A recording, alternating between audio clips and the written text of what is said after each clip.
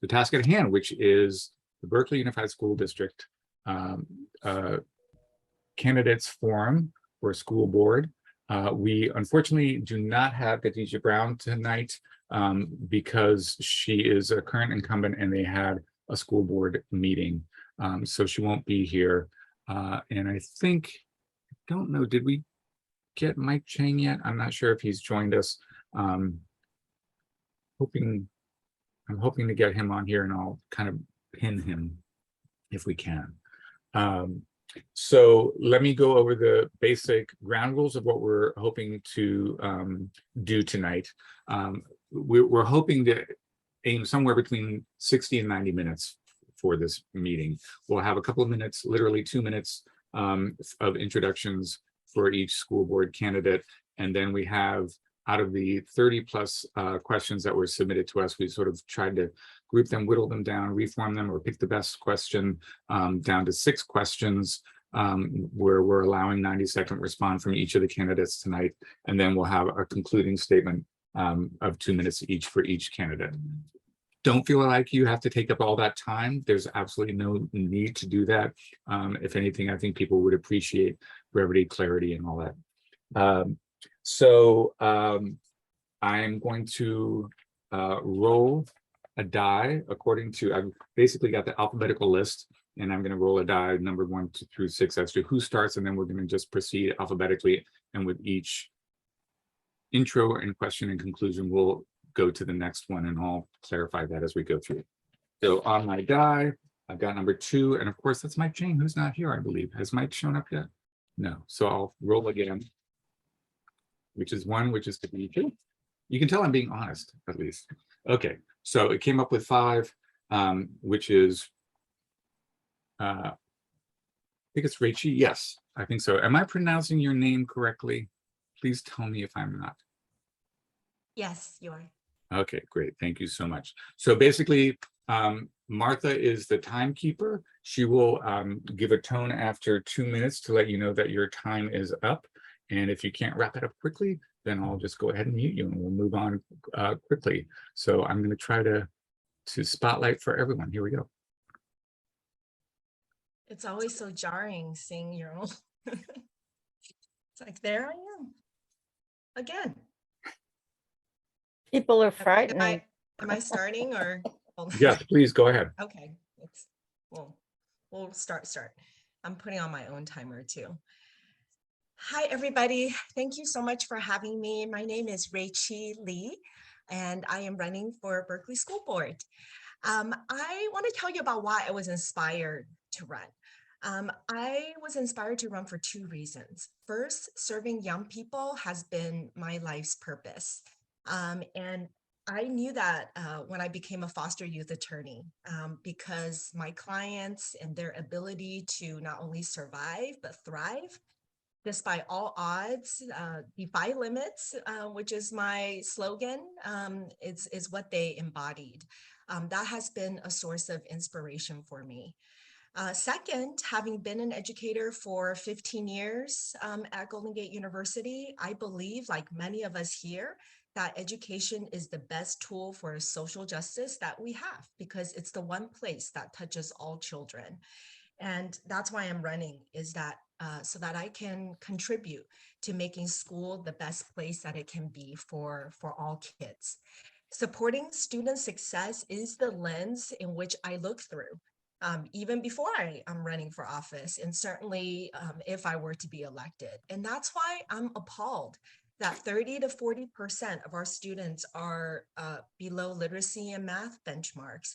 And about 40% of our Berkeley High students last year did not meet the minimum requirements in order to apply to a UC or CSU. So this should really stop all of us, in our tracks, because Berkeley is an amazing place. It's a world-class city that should be able to boast enviable student success. Just very quickly, I'm a mom to a 6th grader at King and a 4th grader at Rosa Parks. And I was a director of academic achievement and associate dean of online education at Golden Gate University for 15 years. I co-founded a Mandarin Immersion District School in a neighboring district that serves a lot of brown and Black kids learning alongside Asian and white kids learning Mandarin. And I'm also a community activist, having worked on a couple of projects here in the Bay. Thank you so much for having me today. Thank you so much. Okay, I'm going to try to do this quickly if I can. Jennifer, you are up next. Hi, good evening. First, I want to thank all of you for taking time out of your Tuesday evening and all the work that you do in your own neighborhoods and in the broader Berkeley community. My name is Jennifer Shanoski. I'm the single mom of 2 Berkeley Unified kids. I have a 5th grader at Malcolm X and I have an 8th grader at King Middle School. I am a chemistry professor at Merritt College. I've worked in that role as a full-time chemistry instructor for 15 years. Merritt College is one of the 4 Peralta community colleges. We serve more students, more economically disadvantaged students, more students of color, more reentry students, more untraditional students than any other higher ed institution in California. As a chemistry instructor, in addition to teaching chemistry in the classroom, I also served for 12 years as the principal investigator for a National Institute of Health grant aimed at diversifying sciences. So I understand directly from the ground what it takes to really move the needle when it comes to equity in higher education. I also have served for the last 5 years as the president of the Peralta Federation of Teachers.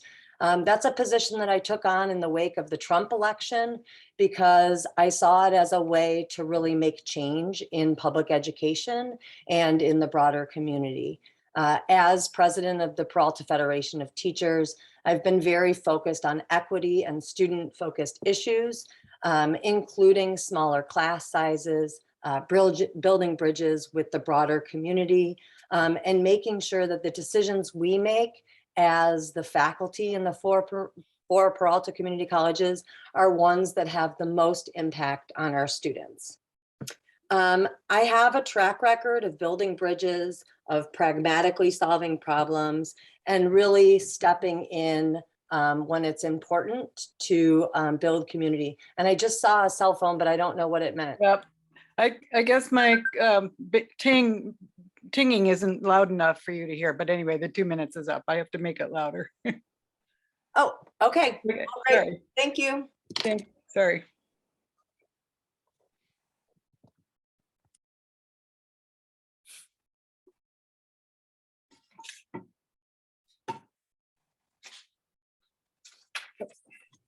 Mike, you are up next. Thank you. We're doing a 2-minute intro session. Great, thank you so much. Apologies for a bit of the lateness coming over. My name is Mike Chang. I'm running for school board. Thanks everybody for taking the time to meet tonight. I am a parent in a school district. I have 3 BUSD kids. One's a graduate. 2 of them are at the high school. Have been very involved in the school district through PTAs. Someone's in the waiting room. And just let them in. I'm a 15-year attorney at the U.S. Department of Education's Office for Civil Rights, where I ensure that students have fair access to the programs and services in public schools. I've been doing that for many, many years in Berkeley. I'm working with superintendents and working with unions and working with teachers to ensure that programs and services are functioning efficiently.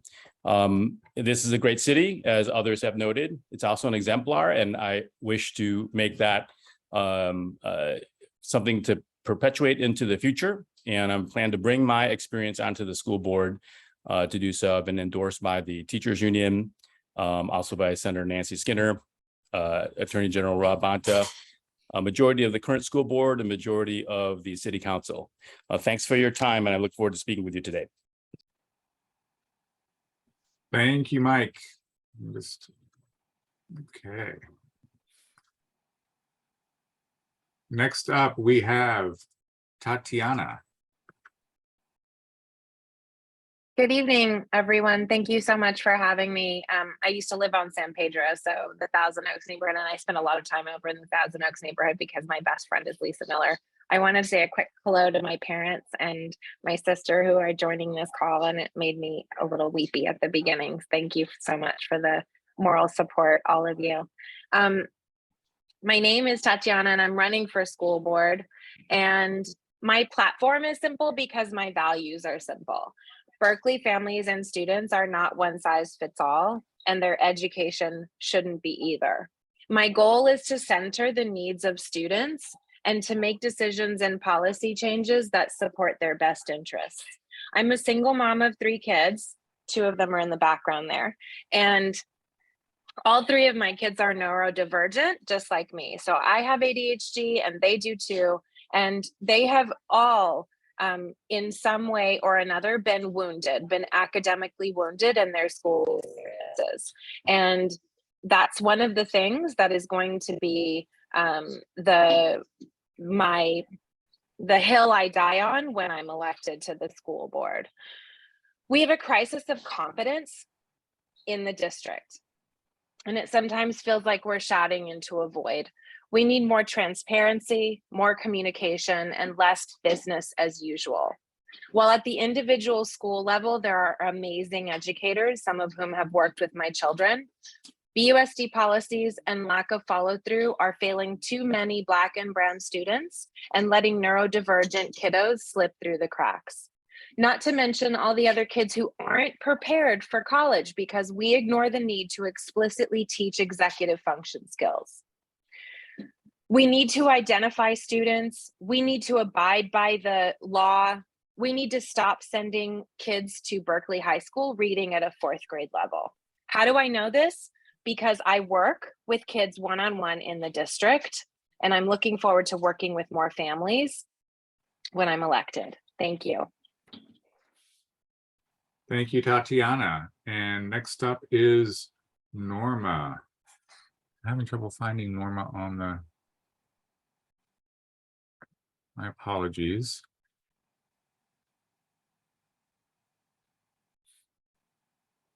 Sorry, Norma, I thought I had made you a co-host, and I didn't.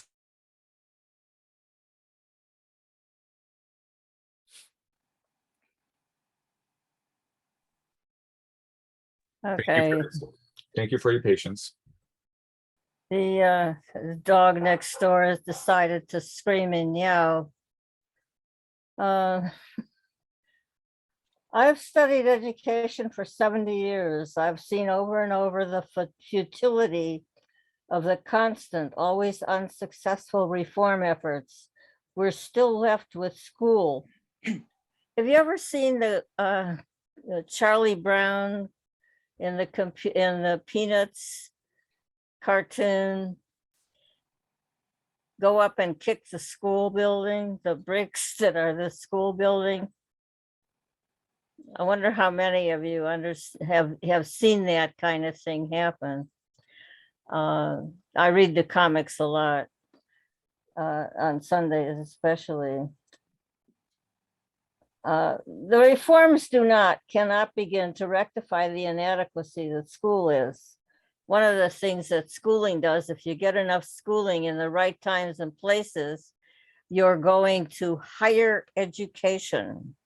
This is a form of furthering the elitism that separates us from one another, so that some very privileged people, first of all, they run the country and the world maybe, but some very privileged people are allowed to have power, control, get the right education, have the right diploma. That's another thing.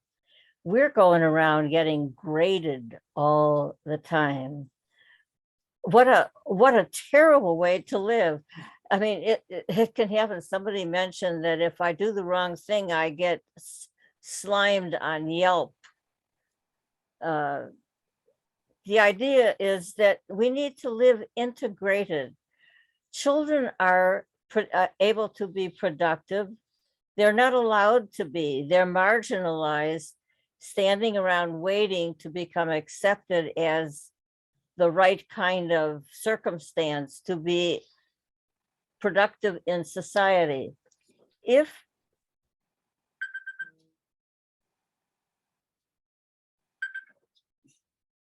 Okay, so your 2 minutes is up. Thank you so much, Norma.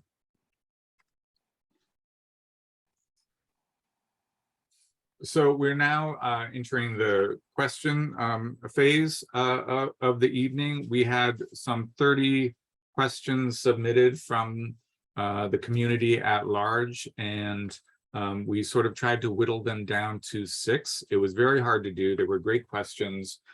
We tried to pick sort of questions that seem to embody a lot of the other ones in a specific category, or sometimes we try to reformulate a question, and our apologies if we didn't do the best job that we could. We really tried though.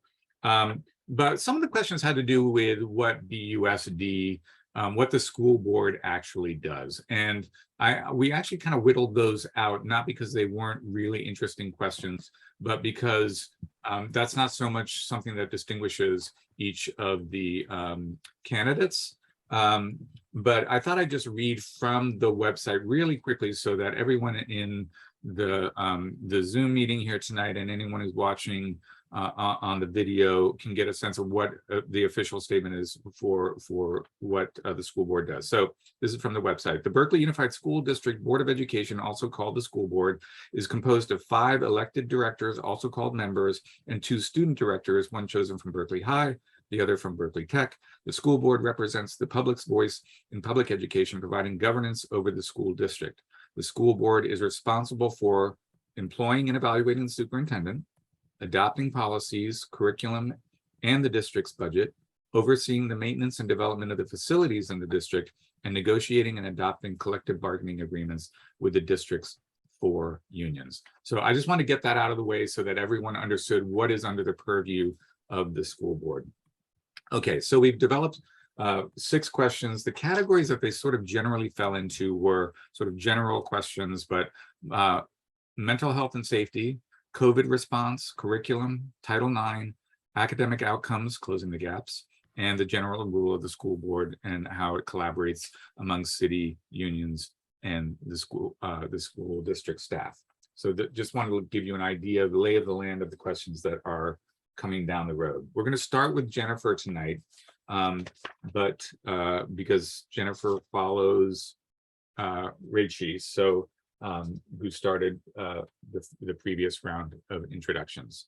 So again, my name is Dave Peaty. I'm with Thousand Oaks Neighborhood Association, and the first question to the candidates, and starting with Jennifer, is what are your top 3 priorities the school board needs to address in the next 4 years? And if you feel like you've addressed that to some extent in your opening remarks, feel free to talk about how you might address those priorities. So let me unspotlight myself.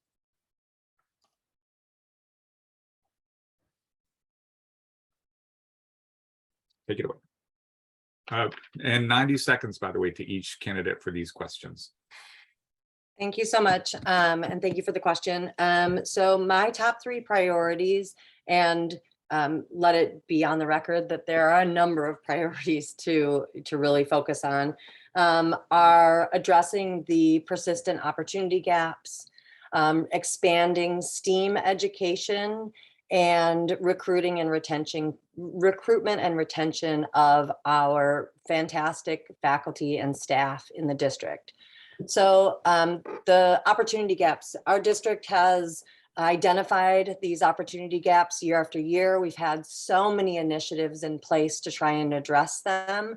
But what I see missing is a systematic strategic plan and a systematic way of assessing the programs that we put in place. We need to use effective programming that has buy-in from families and teachers and staff and is effective for kids, and not use things that make us feel good. STEAM education, that's science, technology, engineering, arts, and math. I have a PhD in physical chemistry, and if I had $1 for every time somebody told me I couldn't do it in elementary and middle school, I'd be rich. We have to get these integrated into our lower grades. And finally, We can do nothing in Berkeley Unified if we don't partner with our teachers and our staff to make it happen. And that means recruiting the best and retaining the best. Thank you. Perfect. I beat you, Martha.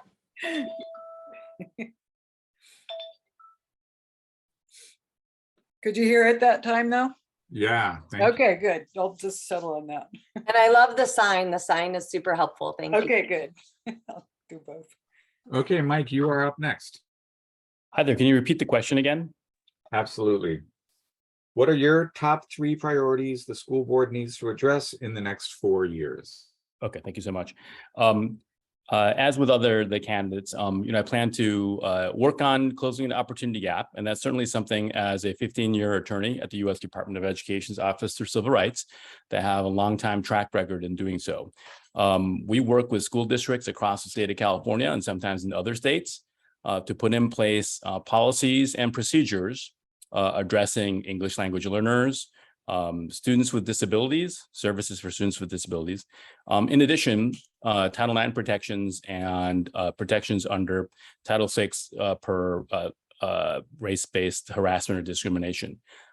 I think that these programs in Berkeley Unified, they exist, and some of them are moving along quite strongly, but they need further systemic supports, particularly with regard to teacher and staff retention and staffing. So it's a good opportunity for us with a new superintendent to check in and determine where our priorities are and where we're going to put this new bucket of funds that have been kicked down from Governor Newsom, and to put them in place in a permanent manner. In particular, I would like to put in place wellness centers, physical wellness centers across each and every school in BUSD. It doesn't have to be a huge office, but it's a center where a counselor is stationed, and that person can address socio-emotional issues, psychoeducational issues, and help students navigate their day, but also send them on to other appropriate wraparound services as necessary, such as for disability, et cetera. Thank you very much. Thank you, Mike. Next up is Tatiana. Thank you so much. So my top 3 priorities, again, echoing what Jennifer said, there are so many things that need overhauling. But my top 3 priorities would be Black and Brown students and actually meeting their needs with curriculum that is meaningful and instruction that speaks to their lived experience. Again, I know about this lived experience, especially as a Brown woman, and because I work one-on-one with a lot of the Black and Brown students in Berkeley Unified, and I see what they're dealing with and what they're going through. Special education needs a complete overhaul. It's a dehumanizing and confusing process in this district, and the district is embroiled in too many lawsuits. It spends a lot of money on lawsuits because the district is not doing what it should be, and it's not providing supports and services that students are legally entitled to. The other thing that I will fight very hard for is evaluation of teachers, not for the purposes of firing them, but for the purposes of providing training and professional development that is meaningful and that will help us actually be a fully inclusive district. We call ourselves a full inclusion district, but we throw kids with learning differences into classrooms with teachers who don't know how to scaffold the most basic learning difference, which is ADHD. So I end up spending a lot of time providing teachers with training pro bono. Thank you. Thank you so much. Next up is Norma. So I tell people we hate school. We hate the faculty, staff, parents, we the faculty, staff, parents, communities, and students. Most people wholeheartedly agree. Some others guarantee I loved it. I guarantee they, as do we all, experience selective amnesia, forgetting the treacheries unceasing, which they set aside in order to get on with life as permitted. I want us to aim to stop segregating children. Childhood is not an illness that needs to be cured through attendance at the various anti-human institutions, the compulsory education institutions that have been set up to enable us to go make profit for our owners.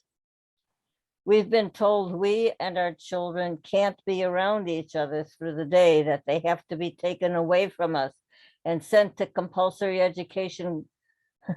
I must worry about compulsory education, called free education, away from us.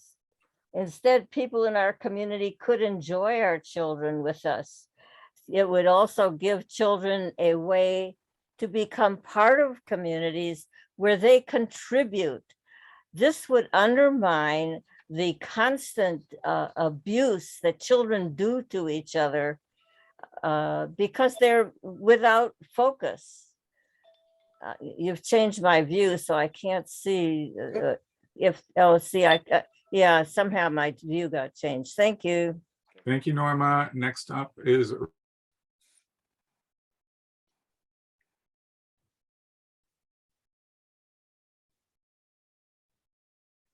Hi, so my 3 top priorities, the first one is academic excellence and student support with emphasis on literacy and math. Every scholar, I believe, should be challenged to their maximum potential. So whether that student needs individualized support, or that student needs advanced coursework, or that student is part of the big group of students in the middle who would be inspired if they took an art class, or they took a science class, or they took a maker's class. You know, I want to make sure that our job is to meet them where they're at, and that we're inspiring all of our students. Research also tells us that the most important variable in student learning is effective teaching. So I am looking forward to supporting really high quality curricula, evidence-based curricula, small class sizes, supporting teachers so that they're able to differentiate and provide more one-on-one support to their students, and more paid time for teachers to communicate with families. Because the engagement, as we know, with families is a critical component to student success. So I'm looking forward to doing all of that. Number 2, I want to support universal and enriching after-school care for all.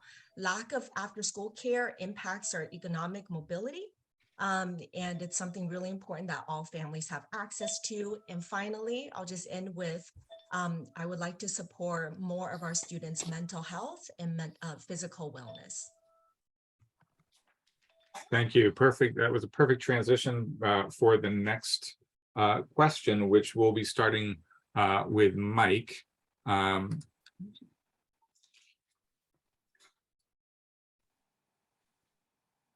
David, you're muted. Thank you. Thank you. Pre-COVID stats. Suicide is the 3rd leading cause of death among teens. For every suicide, there are at least 100 attempts, nearly 500,000 each year. 8% of high school students have attempted to kill themselves, and 16% have considered trying. As Rebecca Solnit wrote in her Harper's essay, Abolish High School, that's a lot of people crying out for something to change. In July, Berkeley students lobbied to prioritize funding for mental health services. Here's the question. What role can the school board play in creating a safer environment? So Mike, you are up next. Thank you, David. The issue of anxiety and self-harm in particular is a high concern for me. It impacts equity as well, but it also impacts the community broadly speaking. It's difficult to speak about this, but we know that in the spring we had a student who passed away during the day. All of us have known people who may have died from their own hand. Certainly I knew someone in high school, and someone in my college did as well. So this is a national epidemic, actually, coming out of the pandemic. And at my office at the U.S. Department of Education's Office of Civil Rights, we're seeing a range of manifestations of this, sometimes coming out in the form of disability, sometimes coming out in the form of attendance, something coming out in the form of assessments and outcomes. And again, my hope is that with the pocket of money that Governor Newsom has kicked down, some of which has been secured by the current board for mental health services, that we can create a permanent structure using these funds and not just use it up in a matter of years for the short term, but to create mental health centers, wellness centers across each and every school. This will be a very helpful contact point for students who are having a difficult day. And also it'll allow teachers to have a non-disrupted environment. If that students happen to have manifestations of disabilities or a behavioral issue, the teacher can gently guide that student towards that counseling office, and that student can get those services. And a range of other issues can be addressed if necessary as well. So that is the way that the school board can support, and they have started the ball, and let's keep it moving. Thanks. Thank you so much. Next up, we have Tatiana. As someone who has struggled with depression, anxiety, and eating disorders, I had an eating disorder for 17 years. I have also been a victim of sexual assault. I can tell you the very first thing we can stop doing as a district is protecting sexual predators. There was a sexual predator at Berkeley High School for 20 years, and he was protected. The administration knew about it, other teachers knew about it, and nothing was done. So that's the first thing that we can do about it. The other thing we can do is start connecting more with students instead of constantly correcting them. We can't keep on going with the carceral framework we have around classroom management and providing instruction. We need to meet the kids where they're at. We need to connect with them more, not on our terms, but on theirs. That's the thing that makes a difference. It's what makes a difference when I work one-on-one with Berkeley Unified students. It's what makes a difference when I'm in IEP meetings advocating for those same students. Pro bono most of the time, by the way. I spend a lot of my my hours making sure that students are having their needs met at school. And administrative policies at the high school especially are meeting the needs of a lot of adults. They are not meeting the needs of a lot of the students. And so what we really need is time for teachers to meet and connect with students and to have other people around who will do that same thing. Thank you.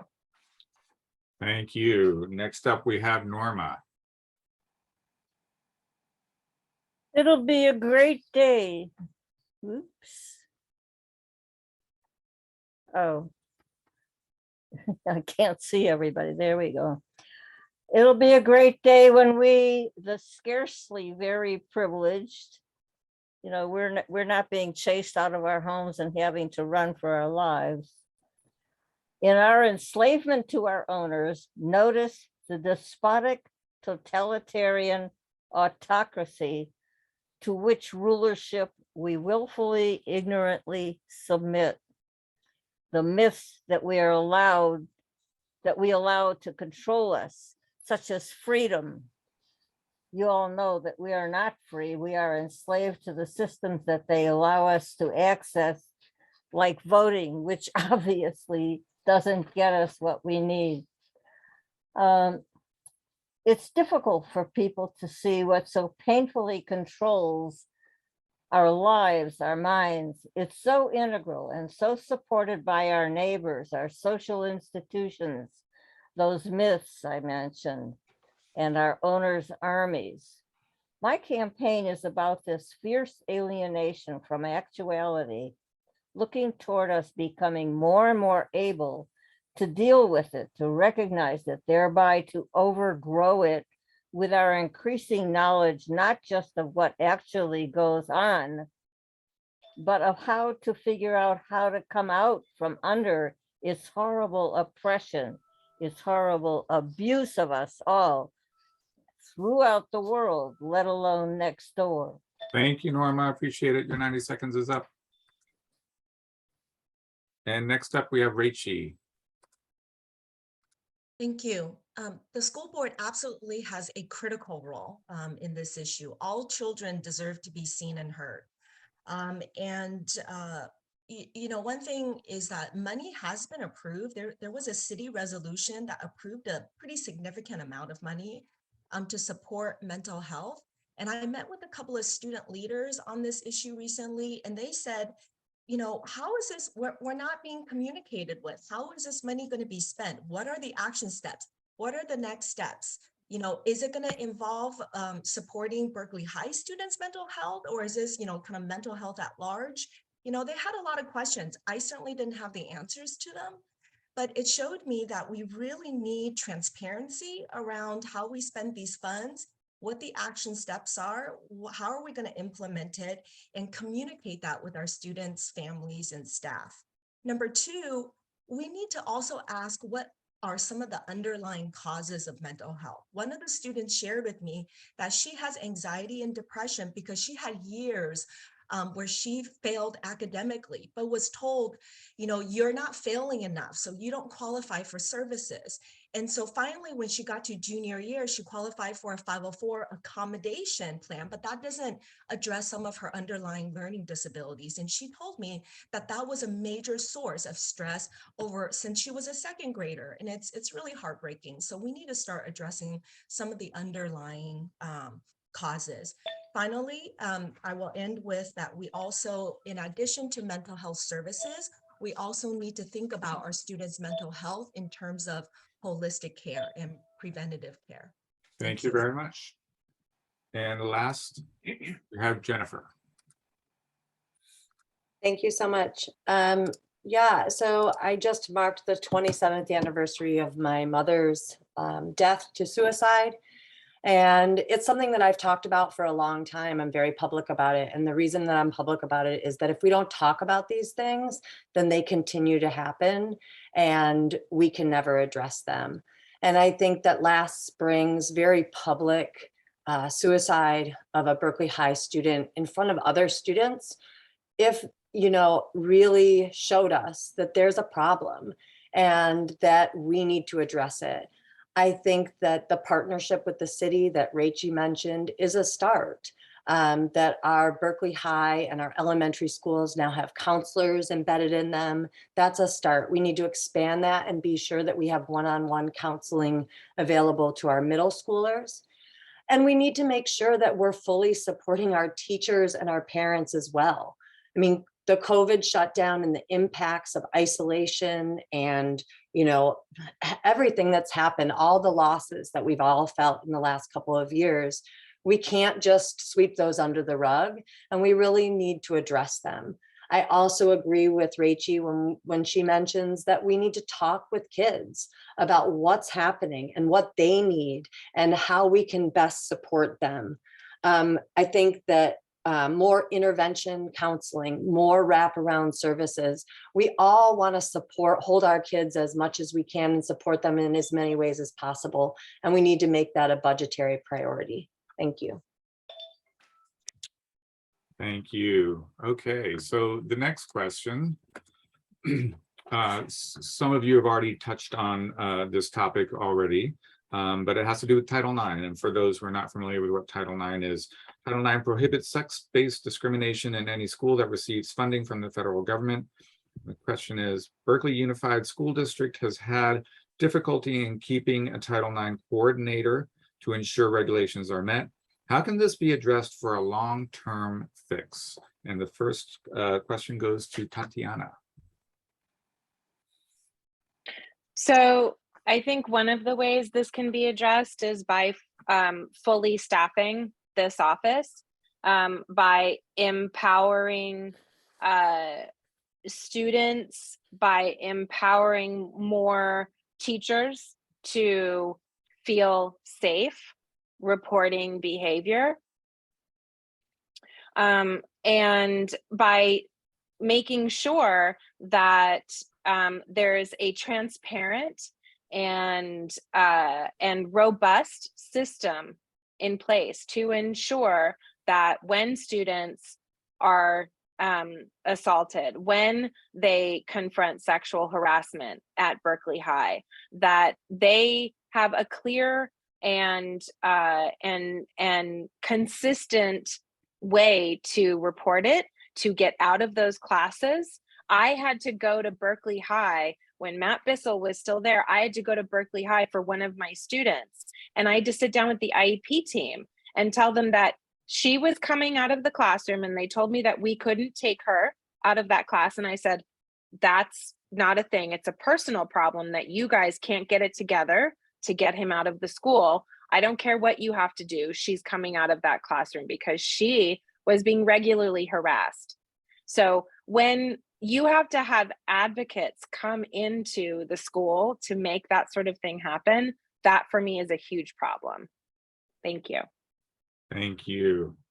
Next up, we have Norma.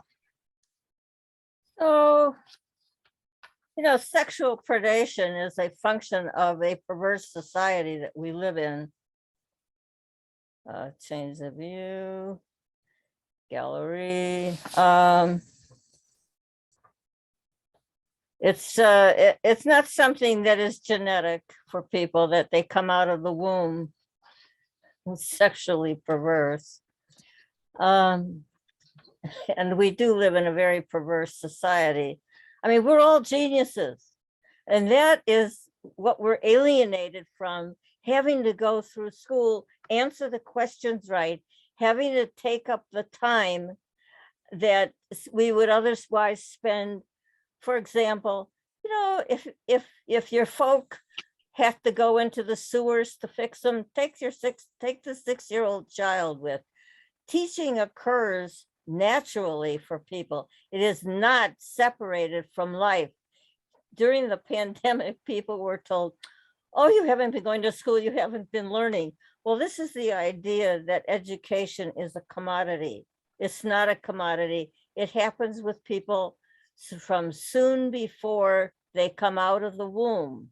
They start being educated and are so all their lives. The idea of the specialization of knowledge, that's another thing. They break knowledge down into, oh, this is geography, this is physics. There's no breakdown. Is that a stop sign or what? Yes.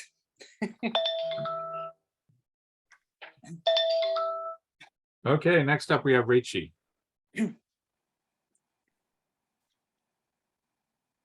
Thank you. I just want to start by saying that I'm really proud to be endorsed by the student-led group at Berkeley High called Berkeley High Stop Harassing. They're dedicated to ending sexual harm at Berkeley High as well as nationwide. And they're a really amazing group that I hope all of you will look up on their Instagram and support them.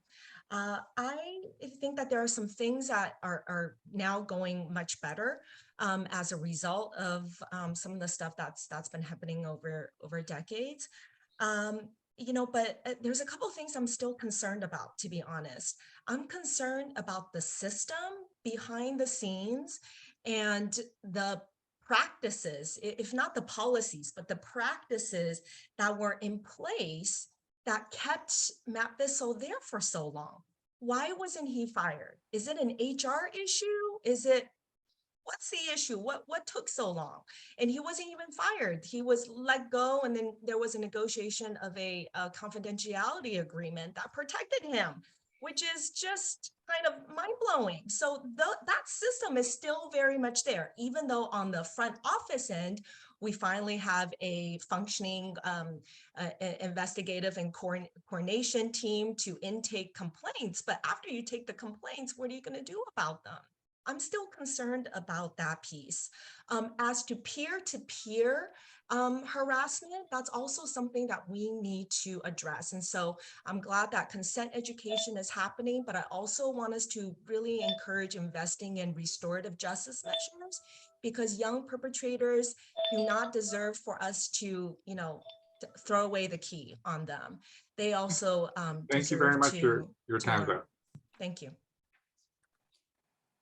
Okay, next up is Jennifer. Yeah, thank you. I mean, I don't think that anyone will look at what has come to light in the last few years and not say that we could have and should have done better. I think there are so many places for improvement. And I think that the kids, you know, they did a huge walkout from Berkeley High. I think it was in 2020, early 2020. And that really impacted the outcomes and impacted what the board and the administration did to address some of these issues. And that includes having one of the most robust and broad Title IX offices in the area. Berkeley High now has a Title IX coordinator. We had a Title IX investigator. That person just left actually to get a higher paying job at a neighboring district. And we're also working on a Title IX counselor, which is really important and really expands the services that office can be providing. I understand the law. I understand ed code. I understand what the limitations on what we want to do are. And I think that we need to really look at some of that Title IX, or I'm sorry, some of the ed code provisions and see how we can affect change at the statewide level. I agree that the amount of harassment that has occurred is unacceptable, and we need to find real and lasting ways to change it. Thank you. Thank you. Next up, we have Mike. Thank you so much. So as an attorney at the U.S. Department of Education's Office for Civil Rights, I have enforcement authority over Title IX. When you talk about federal jurisdiction, that's actually my office, myself, and other staff are the folks who come into districts and put in place remedies. These remedies are intended to provide early alert systems for notice and for prompt and effective, that's a legal standard, responses, which could include interim measures, such as someone was noting before, moving classrooms around in a way that's least restrictive for the victim. So these systems were put in place a couple administrations ago during the Obama administration, and districts like BUSD have begun to get traction. The track record of having, I think it was 3 coordinators leave in the span of several years, suggests that that position is not properly supported. So there's burnout there.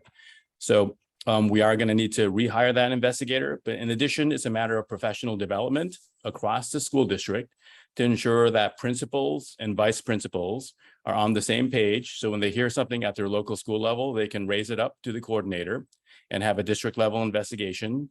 In addition, is going to involve proper funding. And finally, consent education and other forms of professional development, both for teachers, but also cultural competency for adults in the district who are not teachers. But in addition, push in education for students, culturally relevant and sensitive education to the issue of sexual harm. Thank you. Thank you, Mike.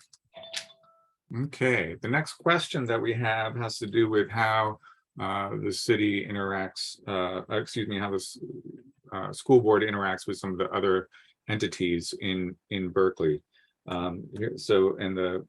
This question begins with Norma, but here is the question. It's in 2 parts. How can the school board work more collaboratively with the BUSD staff, the unions, parent groups, and the city? And part 2, how can the school board better support teachers? Well, you've heard my opinions about school and its place in society, that it really, we have to work to see that people need to live together, educate each other through the processes of living together. We all are able to do all the work, and you go to fix the steps out on the porch. We have to, those things have to be measured. Those things have to be counted. Those things have to have tools handled properly. There's a whole range of activities that children adapt to given the opportunity. Children are not given the opportunity. I'm not telling you that we need to fix school, as you likely know it's already fixed. It does the job of marshaling people into position to serve the profit system, a brutal, oppressive, mind-controlling system. I want to acknowledge, by the way, that for all this is 6th or 7th time I've run for the same reasons. The people with whom I campaign are extremely talented, extremely capable of maintaining the status quo. As you can see, the school system is hardly satisfactory and continues in its role of not allowing us to liberate ourselves together. Thank you, Norma. I appreciate it. And Reichi, we have you up next. Let me know if you need me to state the question. Yeah, if you could, I heard the teacher part, but Okay. at the beginning, yeah. How can the school board work more collaboratively with district staff, the unions, parent groups, and the city? And then part B, how can the school board better support teachers? Can you hold on for 1 second? I'm just writing down all these groups.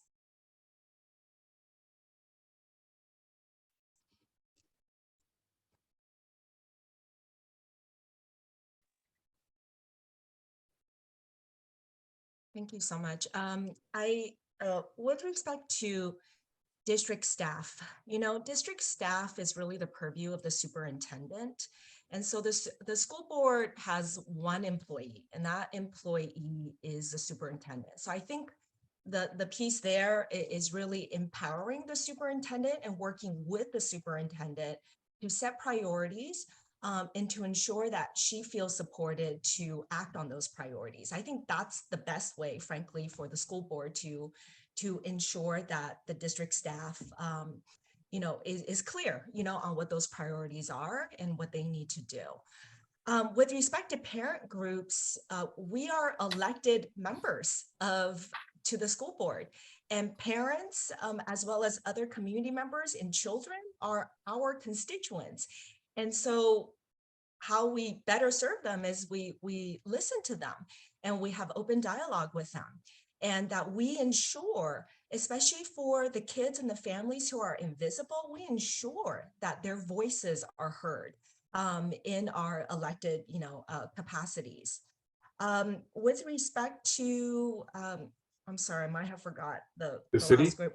Oh, yes, the city. Absolutely, I'm really excited about this. I'm supported by the majority of the city council members. We already have some ideas about how the school district and the city can collaborate. And if I get elected, I would love to be able to serve on that 2x2 committee. And finally, the really important piece about how school board can support teachers, 100%, we have to recognize that teachers are experts at teaching, and they're experts at the subject in which they teach. And we absolutely have to support their ability to do their job well in the classroom. Thank you so much. And next up is Jennifer. Thank you so much. I love this question. I actually, make my living right now as a labor leader and community organizer. And I really have prided myself on my ability to bring together disparate groups. Being a leader in labor is not easy, and you have many different competing voices and interests, and it's all about building relationships. And running a school district, being responsible to give direction to a superintendent means that you really need to be open to and communicating with all of the groups, the faculty, the staff, the administration, the neighbors, the parents, and the kids. And to really understand issues, you have to talk with everyone. And I know how to do that. I've spent the last so many years doing that, and that is what I will bring to Berkeley Unified. I have strong relationships with city leaders, and I have those relationships because when I see problems in my community, I roll up my sleeves, I call the people in charge, and I ask how I can help. And they know that I'll do that, and they know that I'll deliver on what I say I'll deliver on. So I think that the school board and the city have really had some strong relationships since COVID, and that we can build on those relationships and make sure that our schools are really the pride of our city and that we're an integral part of our city. I really do believe that the working people in our district are central to any initiative that we want to put forward. So I'm proud to be endorsed by the teachers and the classified staff. Thank you. Martha, the word stop is not visible the way you hold it Hey. up. Oh, Yeah. okay. I saw you, Martha. I got you. I'm stopping. The word stop is not visible. Can you hear the dinging though? I see the bright yellow paper and I Okay. know. I Okay. thought I heard the dinging about a minute and a half before she stopped talking.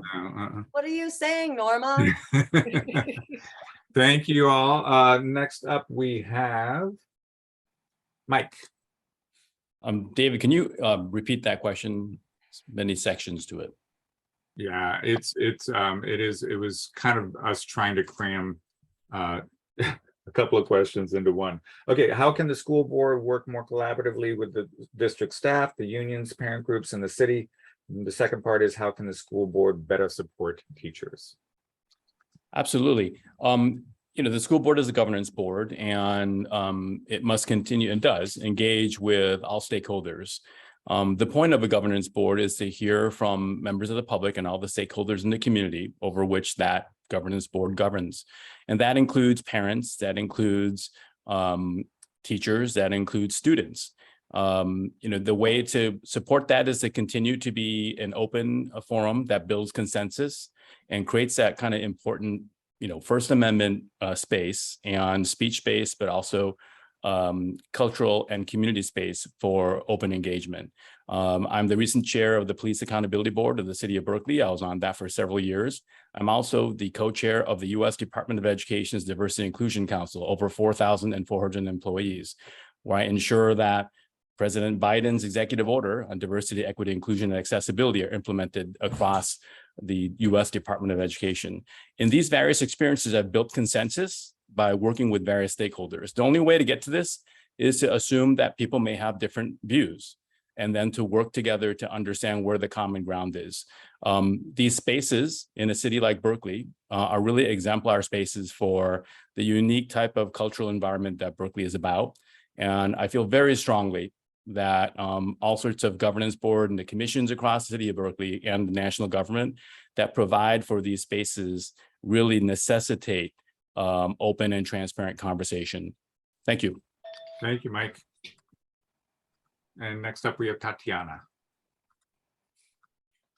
So I think one of the best ways we can support teachers in this district is by not asking them to support students they're not prepared to support because they don't have the training and the professional development to do so. We need co-taught classes at Berkeley High, because asking a gen ed teacher to support kids with learning differences when they are not trained to support those kids is unreasonable, and it's irrational. It's damaging to the teachers and to the students. I think that we also need to provide teachers with more agency over curriculum. They see and speak with and connect with students every single day. They can speak most to those students' lived experiences.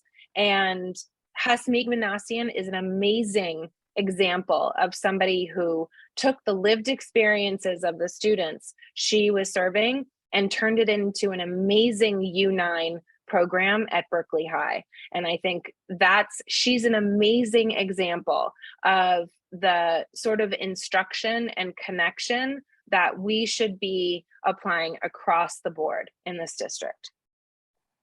Thank you very much. So we technically have 2 more questions, but we're kind of running over time. We're at the 1 hour mark.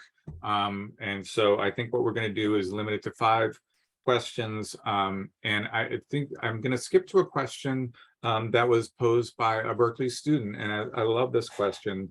And we're going to start with Reichi. So the question is this: the pandemic presented many challenges to schools. What do you see as positive changes that emerged that can be further developed going forward? Are there others that could be developed? Great question. Yeah, I'm so excited about this question. I do think there's been so many positives, and it's the resiliency of our students and our families and our teachers and staff. And, when we're pushed to our limit, we really rise to the challenge. And it shows that as a district, we can absolutely do it because we went through something really, really hard together, and we're here. I'm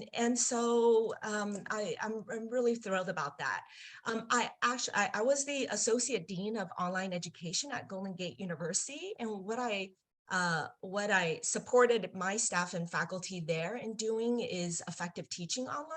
And I do think that post-COVID, we have seen the uses of some teaching strategies and the use of educational technology to personalize the learning experience and to improve student outcomes. And so I'm really excited to bring that lens to the table. Thank And I you. stopped before time. Thank you. Next up, we have Jennifer. Can I ask you to restate the question? I just want to make sure that I'm answering the question you asked. Absolutely. Not the one in my brain. The pandemic presented many challenges to schools. What do you see as positive changes that emerged that could be further developed going forward? Are there others that could be developed? Yeah, sure. Well, I think that one positive was definitely a recognition of just how hard our school community works. I know as a single working parent with no family in the area, when in-person education shut down and I had to manage my kids and my own life and my house and everything, I really had a new appreciation for the really great work that our teachers did and their ability to really shift at the drop of the hat. I also think that we are now talking about things like mental health in a way that we were not talking about them before. And I think, as I shared earlier, that's something that's been passionate about in my life. And so while I'm not happy with the mental health challenges, I am happy that we're finally looking at these challenges and giving them the attention they deserve. And also, I think that we all have, or at least I hope we all have, a gratitude that we didn't have before. I mean, many of us lost a lot in these 2 years, whether those are family members or community members or friends, or travel plans or, educational goals, whatever that was. And I think that if we can't look back on the last 2 years and really think about what we're grateful for and what we need to do as a community to pull together in times like this, then we're missing that opportunity. Thank you. Thank you very much, Jennifer. Sorry about this. And next up, we have Mike. Yeah, thank you so much. I want to reflect the other speakers, including Ms. Shanoski, on her comment on the appreciation that I think that the pandemic has provided for us, for our teachers' labor and the hard work that they're doing, both in the classroom and those classified employees too, in early care and aftercare, and how important that is to a running of a community, and even personally on an individual level of a family household. I think that the pandemic, from the perspective, I always pivot to this as well, as a civil rights attorney of the federal government who's watching compliance issues and seeing where we can help school districts provide the best education per our mission of our agency. I think that learning loss, the flag on learning loss that also has emerged out of this, and the understanding that there's a range of individualized types of education that all students need, and the awareness of neurodiversity, for example,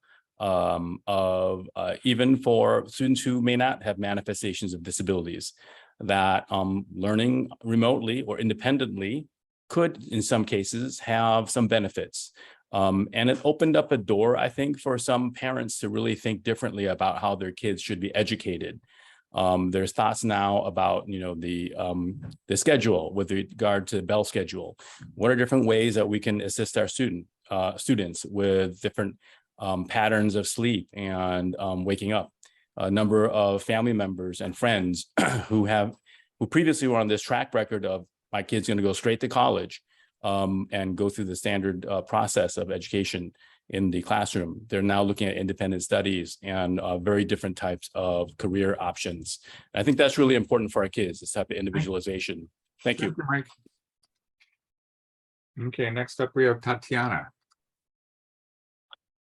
So I worked one-on-one with a lot of students during the pandemic, not just my own kids, but a lot of Berkeley Unified kids. A lot of them were over at my house doing homework. They were desperate for that kind of like contact, right?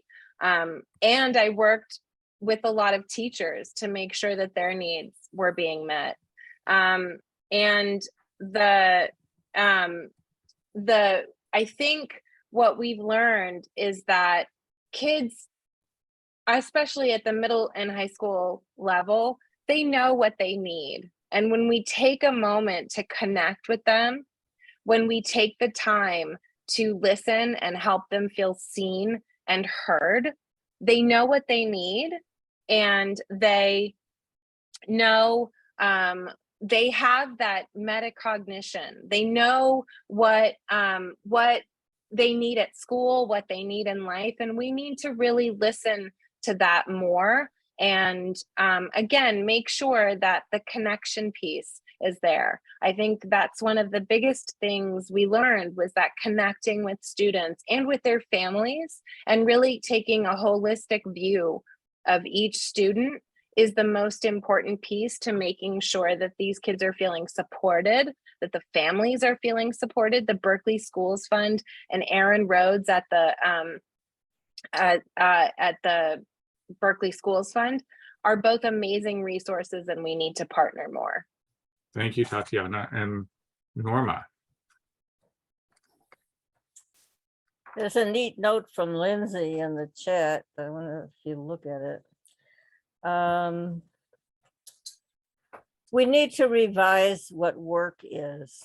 We need to remove the structure of it so that it's not a burden, which can be done given the time, given the support, given the what's the word when the government pays, subsidization of our lives by our work.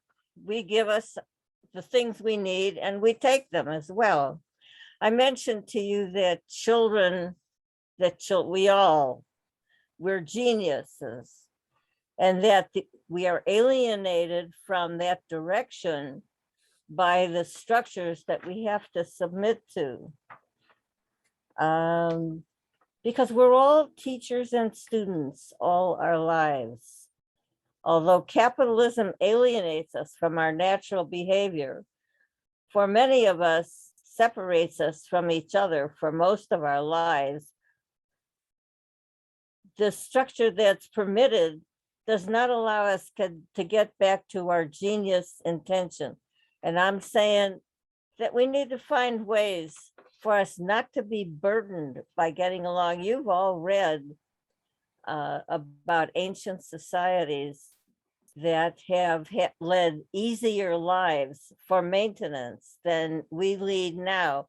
I mean, getting your child up out of bed when they're just at the point in their sleep that is so intense that getting erupted and dragged out of bed and rushed off away from the family, away from the community, that's so shocking. My husband. Thank you. Okay, we have reached the end of the time for the questions, and we're going to go into allow 2 minutes concluding. This is a great time for you to, you can repeat what you said at the beginning, but I strongly encourage you, if you feel like there's something that we didn't touch on tonight, feel free to take this opportunity, and we're going to talk. We're going to begin with Jennifer.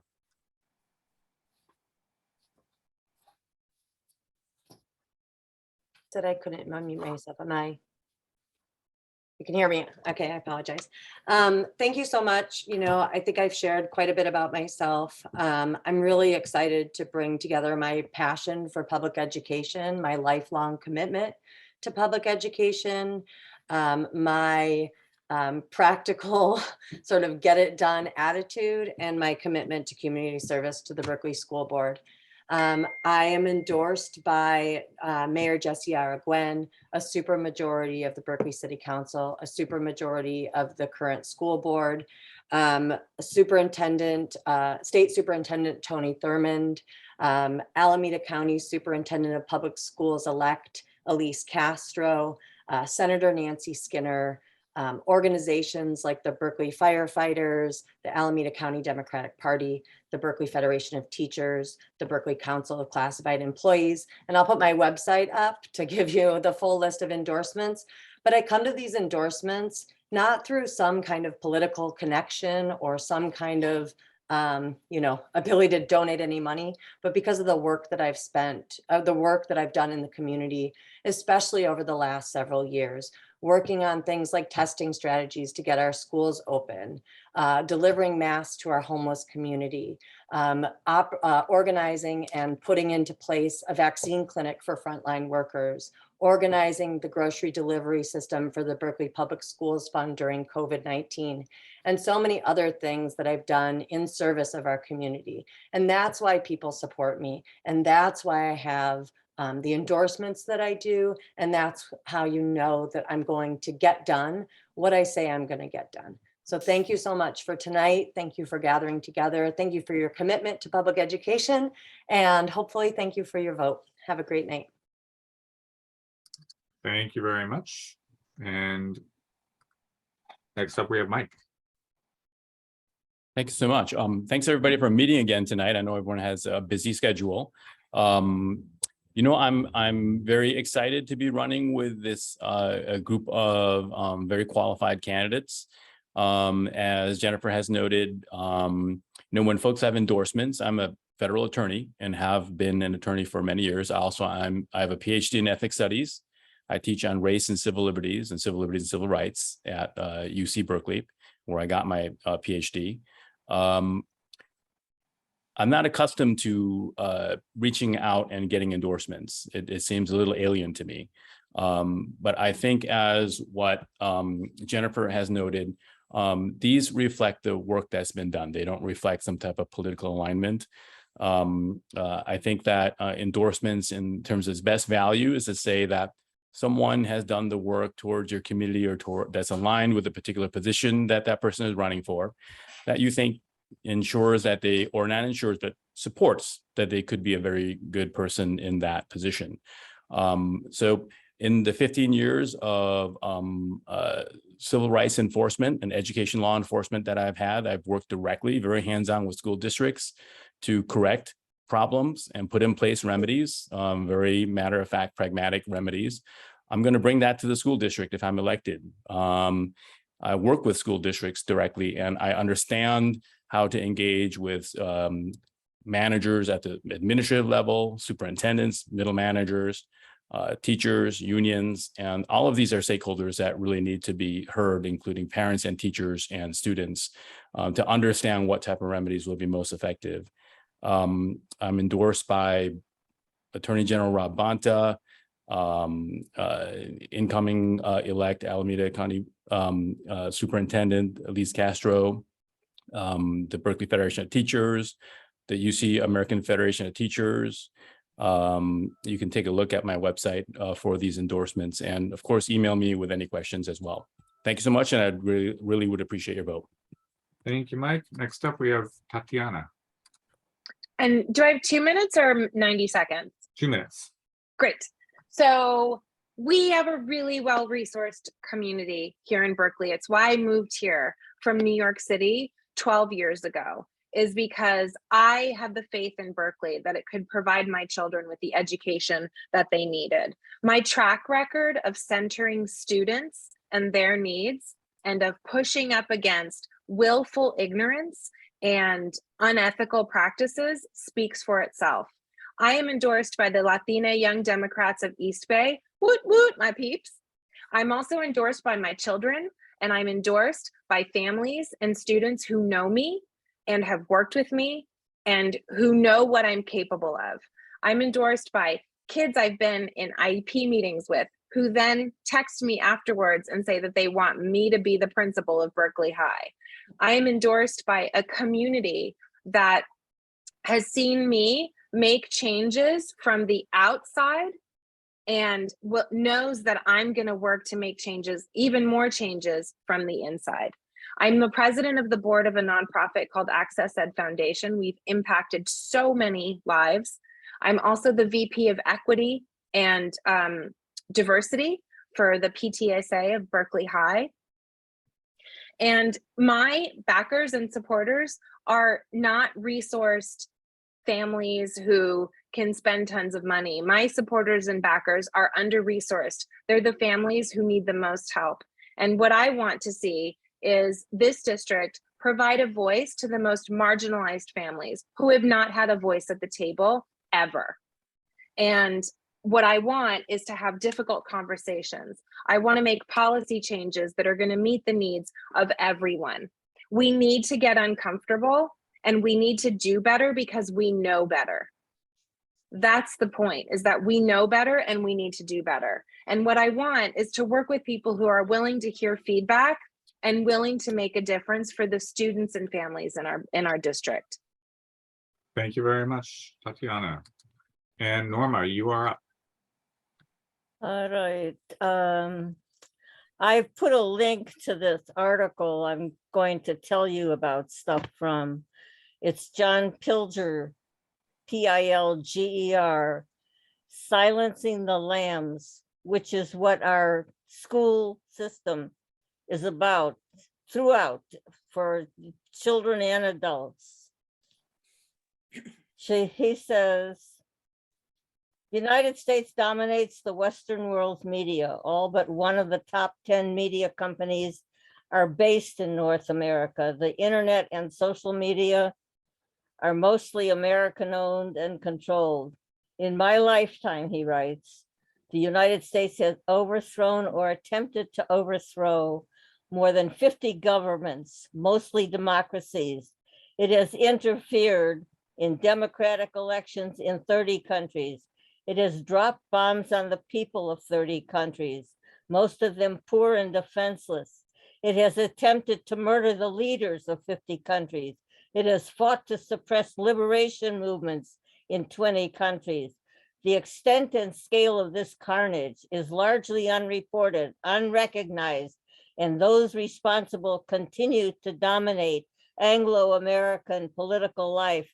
I'm talking about the institutions that create our vast ignorance about what's going on in the world, and school is one of those.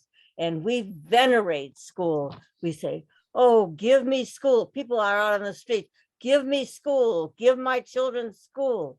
Well, this is what results from that kind of acceptance of, as I've said before, the brutality that that arrangement is. U.S. Foreign policy is best defined as follows. Kiss my arse or I'll kick your head in. It is as simple as and as crude as that. What is interesting about it is that it's so incredibly successful. Thank you, Norma. That was a great way to end. I appreciate that. And last, we have Reichi. Thank you. This is a critical time in BUSD history. I can't express how important this particular election is. We have so much at stake.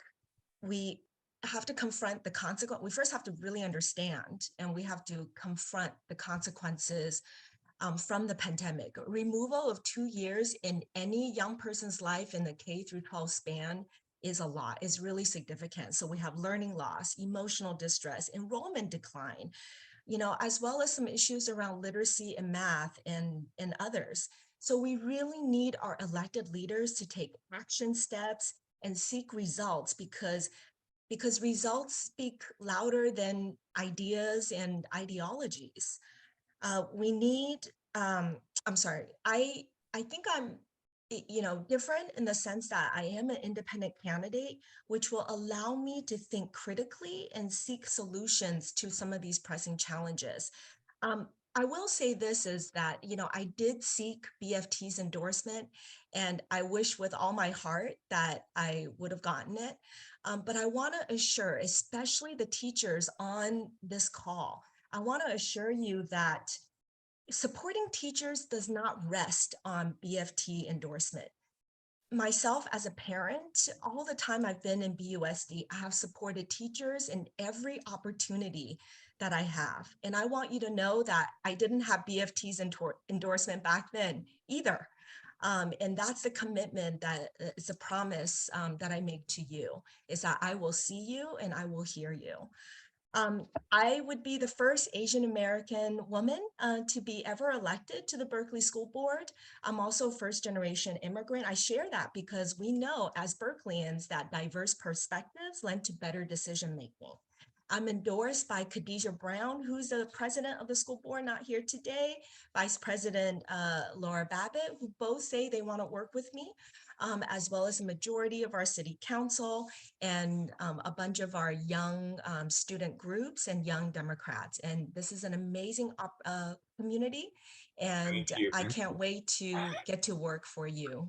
Please vote on November 8th. Thank you so much. And thank you to all of the candidates who have shown up here tonight. As I said at the beginning, Khadijah Brown could not make it because of school board responsibilities that couldn't be foreseen ahead of time when a meeting changed. So thank you all so much. And I'm gonna tell folks that they can unmute themselves. If they Thank want. you, David. Thank you very much, David. Yeah, you are welcome. And Thousand Thank Oaks you. Neighborhood Association, Yeah, thank you all thank for you. showing up. We will get this recording up, and I'll share that link with all of the candidates here tonight, but also on our Facebook page and our website. And thank you all so much. I appreciate it.